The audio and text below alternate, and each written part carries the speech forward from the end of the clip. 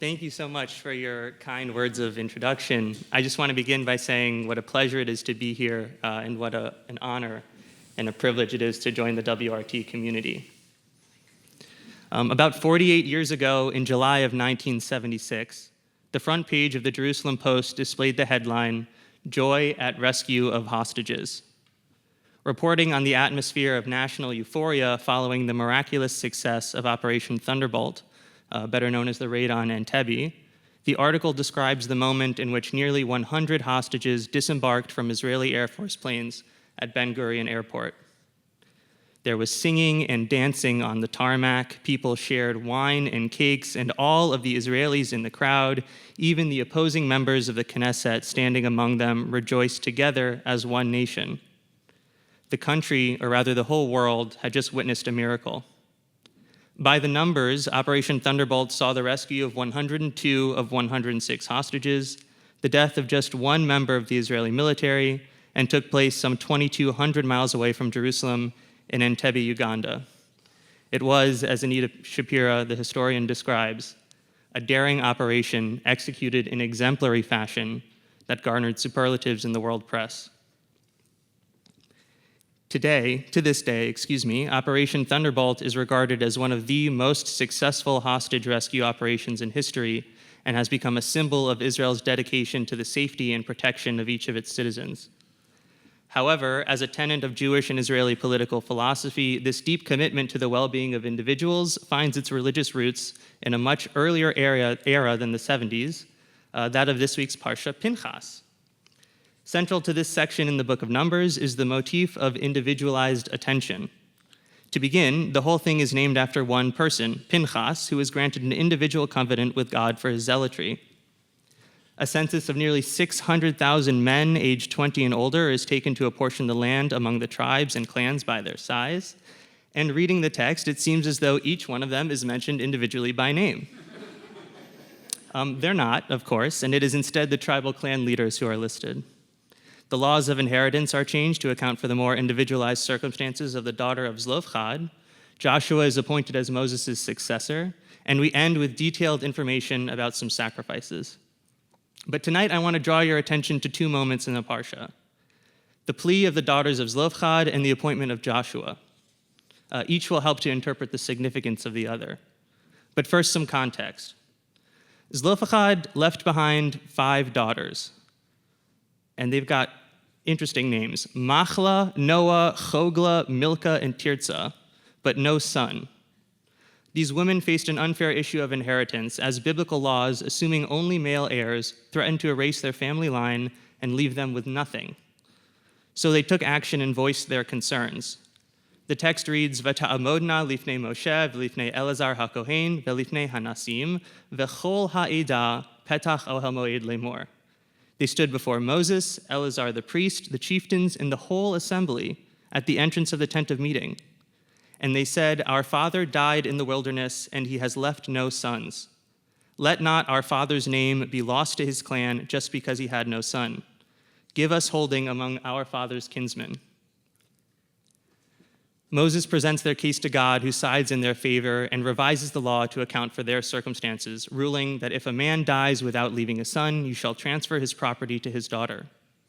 There's a lot to unpack in this scene, but I find the setting really compelling.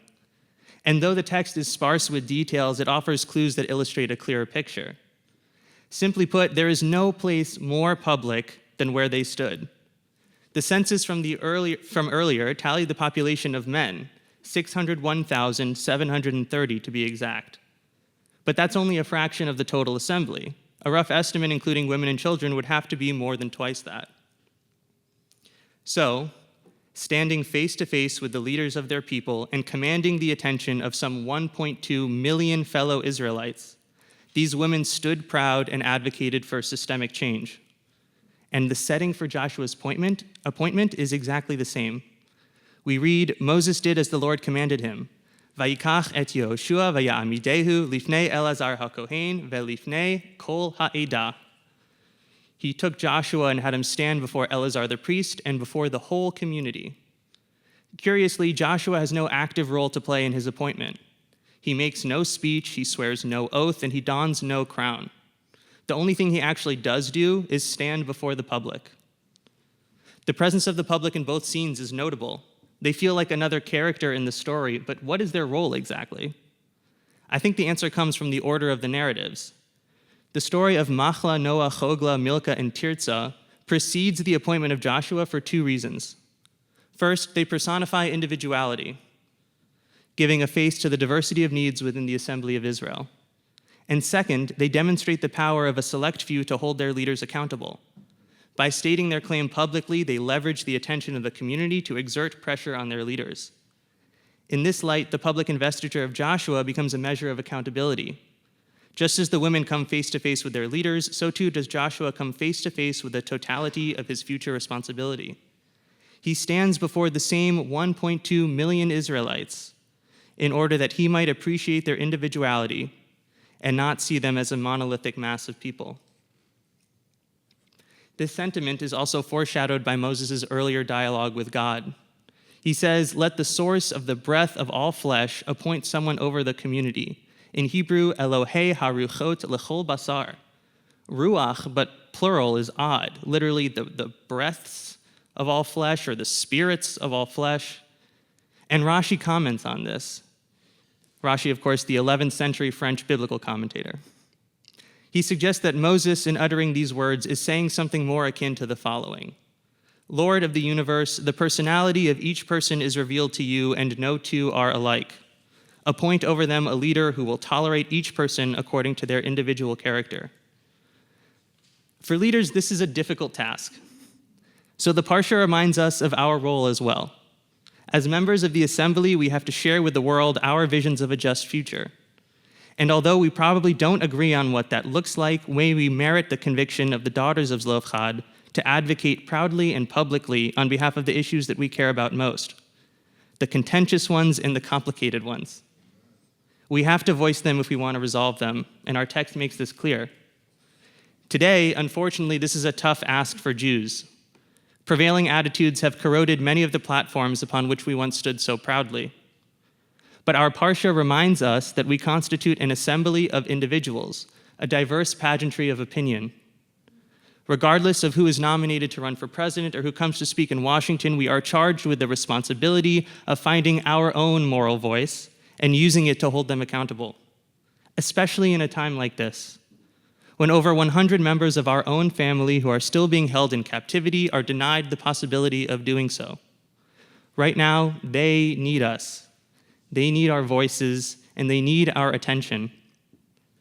May we learn from the example set by the daughters of Zelophehad to advocate proudly and publicly for the causes and the people that we care about.